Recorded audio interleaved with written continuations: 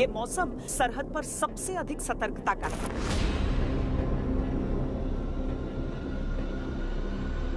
इस मौसम की आड़ में दुश्मन सबसे ज्यादा साजिशें रचता है।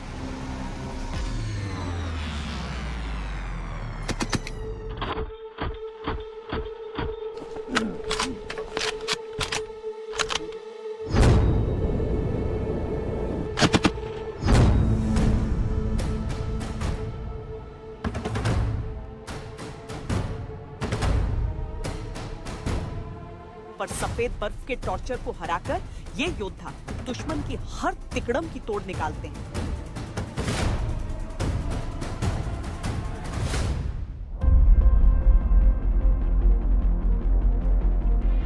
दुनिया की बाकी सेनाएं केवल दुश्मन से लड़ती हैं।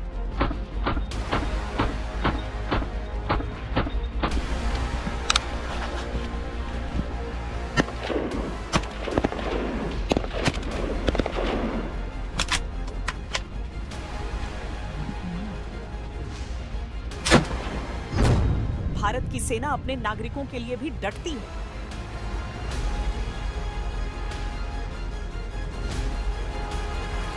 आपने भारतीय सेना के अलग अलग तरह के पेट्रोल्स देखे होंगे, कुछ जो फेंस पर किए जाते हैं, जो जंगलों में कई अलग अलग इलाकों में किए जाते हैं, लेकिन ये जो पेट्रोल है ये पूरी तरीके से अलग है। इसे कहा जाता है खैरियत पेट्रोल।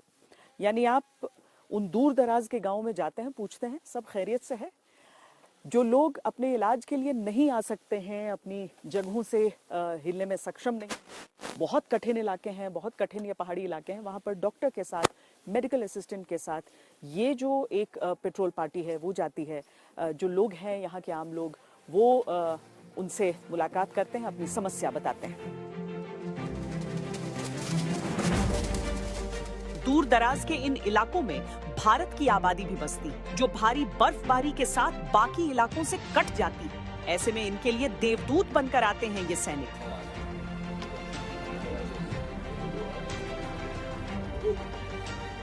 क्या आप लोग बेसिक मेडिसिन लेकर चलते हैं? जी, यहाँ पे जो लोकल विलेजर्स हैं उनके लिए सिविल की मेडिकल सुविधा काफ़ी दूर उपलब्ध है।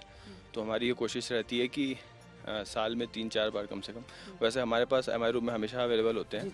लोकल विलेजर्स हमेशा वहाँ आ सकते हैं। लेकिन जो नहीं आ पा रहे हैं या फिर जो छुपी हुई बीमारियाँ हैं, जैसे कि बीपी, शुगर, कुछ हार्ट की बीमारियाँ जो कि लक्षण नहीं देती है, तो वो छुपी ना रहे, उसकी दिक्कत इनको बाद में ना आए, इसलिए हम एक बार साल में 3-4 बार आके ऐसे खैरियत पेट्रोल और मेडिकल कैंप करते हैं। जितने भी पेशेंट्स मतलब होते हैं वो सब घरों से निकल के अपने आ जाते हैं। आप लोग पूरे गांव में जाकर घूमते हैं? जो आप आते हैं नहीं तो हम घर घर जाके उनसे तकलीफ पूछ के उनको दवाई देते हैं। दुश्मन देश चाहे कितना भी झूठ फैलाए, लेकिन भारतीय सेना के इस रूप को जब आम लोग देखते हैं तो उनमें किसी फरिश्ते की ही सूरत देखते हैं। तकलीफ थी आपको? क्या थी? हमारे को दर्द था, ये बाजू में दर्द है, पूरा कमर में दर्द है। अच्छा, ये दवाई लेते हैं फौज का सारा, हमारे को फौज से लेते हैं। आज डॉक्टर यहाँ पर आ गए आपके खैरियत पेट्रोल में? हाँ साहब, बिल्कुल सर। हाँ, बिल्कुल तो फायदा हो गया। यही घर पे है, हर वक्त फौज से लेते हैं और कोई सिविल डॉक्टर नहीं है यहाँ, कुछ नहीं है। हमारे को फौजी का सहारा है जब भी।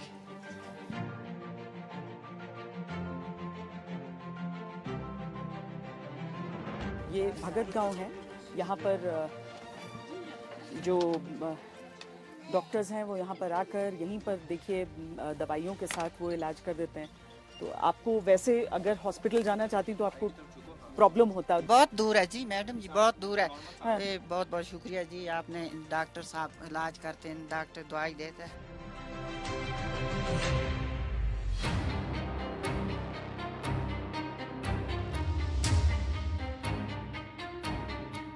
बहुत दूर दराज के इलाके हैं। हम आपको बता दें कि हमको भी यहाँ पर पहुँचने के लिए काफ़ी मेहनत करनी पड़ी, लेकिन अगर आपके घर इन पहाड़ों के उस पार हैं तो आप समझ लीजिए कि जिन डॉक्टर्स को हम देवता का रूप कहते हैं वो यहाँ पर किस तरीके से और आप लोगों के लिए फ़ायदेमंद होता होगा। घर घर जाकर वो लोगों को देखते हैं, लोगों को दवाइयाँ दे रहे हैं। अब बहुत कुछ हुआ है। जो बुजुर्ग लोग हैं जो कंधे पे उठा चलाने पड़ते थे, अब उनके लिए ये बड़ी सहूलत हुई। जो इंडियन आर्मी कर रही है ना, तो जितनी तारीफ की जाए वो कम है। अगर कोई बीमार हो जाएगा उसको गाड़ी भेजता है, और कोई मतलब ऐसी पैदल भी जाता है, बर्फ में जाता है, उनको देखता है। हम इंडिया आर्मी का बहुत शुक्रगुजार है। अगर इंडियन आर्मी नहीं है तो हम भी नहीं है। ये सामान्य कार्रवाई है जो बर्फ के पिघलने तक जारी रहेगी। जहां तक बाकी दिनों की बात है, तब भी सेना की सुविधाएं आम जनता के लिए खुली रहती हैं।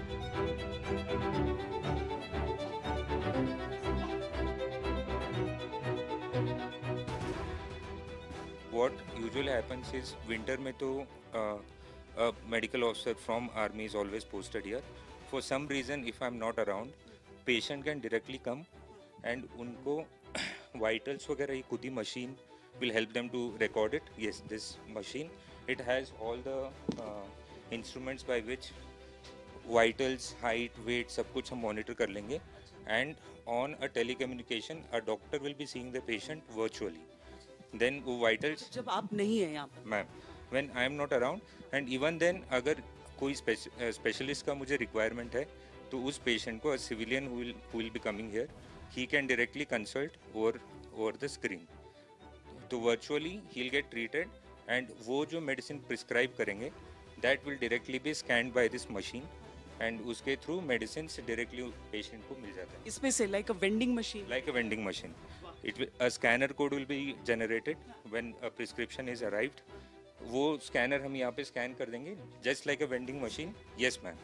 And just like a vending machine, जो मेडिसिन प्रिस्क्राइब किया गया है, that will directly be given out to the patient. ये कितनी देर तक ऐसे गर्म रहता है? ये अगर अच्छी लकड़ी होगी, हाँ, इसको 10-12 घंटे निकल जाएगा। 10-12 घंटे और ऐसे आराम से ऐसे रखे रखे। शरीर को भेदती हुई बर्फीली हवाओं को सहते, ये सोचते हुए कि सैनिक दिन रात यहाँ किस तरह से ड्यूटी देते होंगे।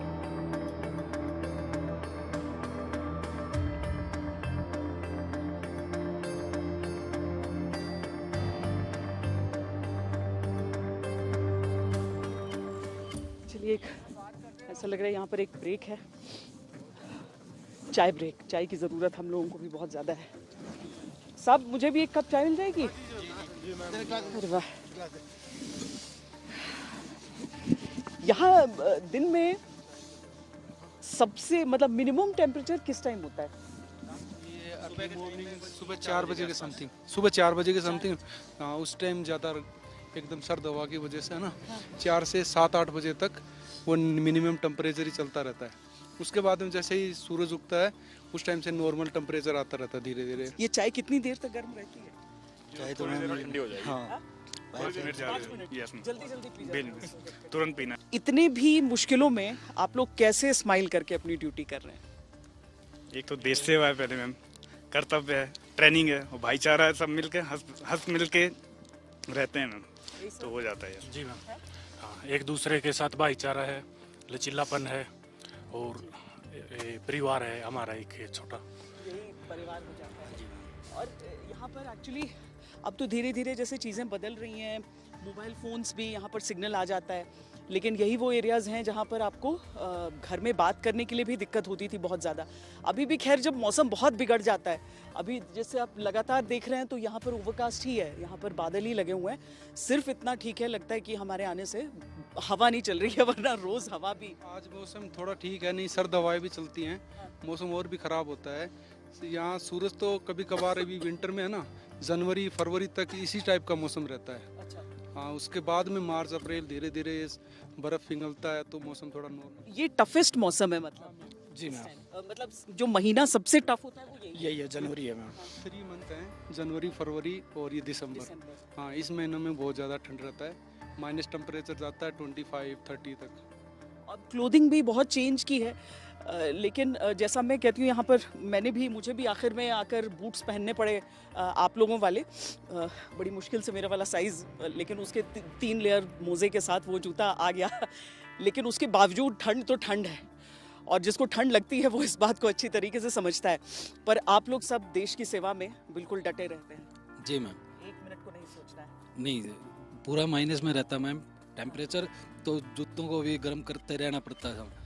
और टेम्परेचर जैसे पेट्रोलिंग एम्बोस जाते हैं तो पैर इतने ठंडे हो जाते हैं आके पैर सेकने पड़ते हैं। मैं क्योंकि बर्फ के अंदर खड़ा रहना होता है ना, ऐसा नहीं है कि बर्फ के ऊपर चल रहा है, वो तो ट्रैक भी तो आप ही लोग बना रहे हैं। जैसे मैम पैर सून हो जाते हैं तो आके अपने जूते वगैरह खोल के गर्म पानी डाल के उसमें थोड़ा सा हीट करना पड़ता है। और अगर डायरेक्ट हम आग में हीट करेंगे तो पैर थोड़ा सा चिटकने का डर रहता है कि मतलब थोड़ा सा चमड़ी चिटक जाएगी, इसलिए वासलीन लगाओ, उसमें गर्म पानी में डुबो के रखो।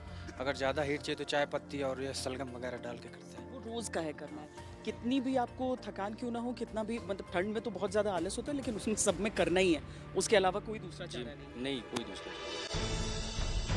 इन बातों को जीवन की कठिनाइयों का सामना करते हुए जरूर याद रखिएगा।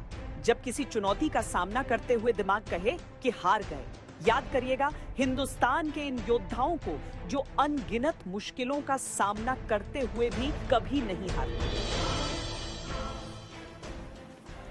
ये वो एरिया है जहाँ पर जो सैनिक हैं वो रहते हैं, लिविंग लाइन्स है उनकी, और भीतर है अंधेरा, स्लीपिंग बैग्स। अच्छा, ये ऑपरेट हो रहा है। अच्छा अच्छा अच्छा। इसमें मैम क्या है कि जैसे हम संतरी ड्यूटी रात में देके आते हैं और या पेट्रोलिंग वगैरह गए तो हमारे हाथ पैर इतने ठंडे हो जाते हैं मैम कि फ्रस्ट बाइट और चिलबिलिन होने का खतरा रहता है, जिसकी वजह से हमें गर्म पानी से दिन में 2 से 3 बार हैंड परेड और फुट परेड करना पड़ता है। अच्छा। अभी तो इस समय मैं फुट परेड कर रहा हूँ मैम। हाँ। इसमें क्या है कि मैंने चाय पत्ती और सलगम डाल रखा है। अच्छा। जिसकी वजह से हमारे पैर में फर्स्ट बाइट चिलबिलिन होने की संभावना नहीं रहती। अच्छा। और उसके बाद हैंड परेड करना पड़ता है। मतलब प्लेन गर्म पानी नहीं, उसमें वो डाल के करने से बेटर रहता है। जी बेटर रहता और इसके बाद आप हाथ का इसके बाद हाथ का करना पड़ेगा। इसमें हम दिन में कम से कम 6 चीजें करते हैं। हाँ। एक तो हैंड परेड फुट परेड हो गया। हाँ। दूसरा में हम गले का गरारा करना पड़ता है। अच्छा। क्योंकि अगर हम जैसे सर्दी में बाहर गए और ठंडी हवा हमारे अंदर जाती है तो गला हमारा छिल जाता है मैम, तो जिसकी वजह से हमें ठंडी हवा नहीं बर्फीली हवा अंदर जाती है, एक्चुअली बहुत ही बर्फीली हवा अंदर जाती है तो मैम गले में छिल जाता है, जिसकी वजह से हमें गरारा करना पड़ता है मैम सुबह शाम। खतरा सरहद पार के दुश्मन से, घुसपैठ की कोशिश करते आतंकियों से और कठोर भीषण ठंड से। एवलांच रेस्क्यू ड्रिल जो हम देख रहे थे वो कितना ज़रूरी होता है इन एरियाज में? जो हमारा जो ये एरिया है यहाँ पे हमने कुछ साइट्स है जो यमाक की है, जो एवलांच प्रोन साइट्स है, जहाँ पे रेगुलर हमें पता है कि यहाँ पे एवलांच आते ही है। तो जब भी इस जगह से हम क्रॉसिंग करते हैं और अगर बंदा धंस जाता है तो बहुत ज़रूरी है कि बहुत तेज़ी से उसको रेस्क्यू किया जाए। उसके लिए हम 2 बंदे थोड़ा सा हायर ग्राउंड पे, जिसको हम लुकआउट मैन भी बोलते हैं, वो वहाँ पे ऊपर प्लेस कर देते हैं जब तक कि पूरी team avalanche prone site cross ना कर ले।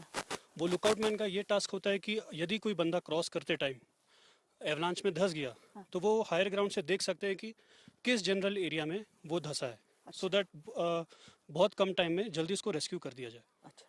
धीरे धीरे इक्विपमेंट भी इम्प्रूव करते जा रहे हैं हमारे, जो कि असिस्ट कर रहे हैं इसमें। जी हमारे पास जैसे कि सभी बंदे एवीडी जो है एवलांच विक्टिम डिटेक्टर्स ये कैरी करते हैं।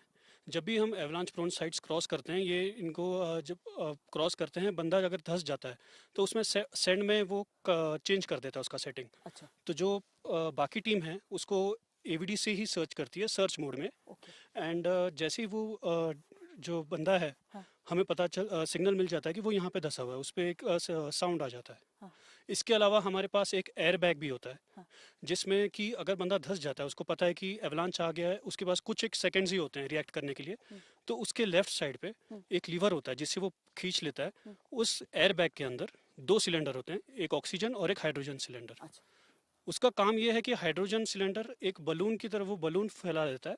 अगर बंदा अंदर ज़्यादा डीप में ना धंसे, थोड़ा सा उसको फ्लोट करके ऊपर सरफेस की तरफ ले आता है, सो दैट वो जल्दी ऊपर भी आ जाए। अच्छा। एंड राइट साइड में जो होता है उसमें ऑक्सीजन सिलेंडर बंदा लेता रहे, 45 मिनट्स तक ही कैन सर्वाइव स्नो के अंडर। सीमा पर सैनिक न केवल घुसपैठियों का विनाश करते हैं, न केवल दुश्मन के मंसूबों को नाकाम करते हैं, बल्कि आतंक के बीज को पनपने से पहले नष्ट करते हैं। यहाँ पर जो आप देख रहे हैं गांव के भीतर एरिया डोमिनेशन पेट्रोल चल रहा है इस समय। दरअसल सरहदी गांव होने के कारण खतरे यहाँ पर कई तरह के हो सकते हैं। जो यहाँ पर सैनिक होते हैं सरहदी इलाकों में, वो केवल दुश्मन पर नजर नहीं रखें, बल्कि कोई इन्फिल्ट्रेशन ना हो, कोई घुसपैठ ना हो, आतंकी ना घुसाएं, इस बात पर नजर रखे हैं। और इस तरह के जो गांव होते हैं बहुत वल्नरेबल होते हैं, क्योंकि आतंकी इस कोशिश में रहते हैं कि वो यहाँ पर घुसपैठ कर लें, किसी को बंदूक के नोक पर ये कहें कि हमें यहाँ पर खाना पीना दो और रहने की जगह दो, यहाँ के बारे में जानकारी दो। तो जब इस तरह का एक एरिया डोमिनेशन पेट्रोल होता है तो उसके दो मकसद होते हैं।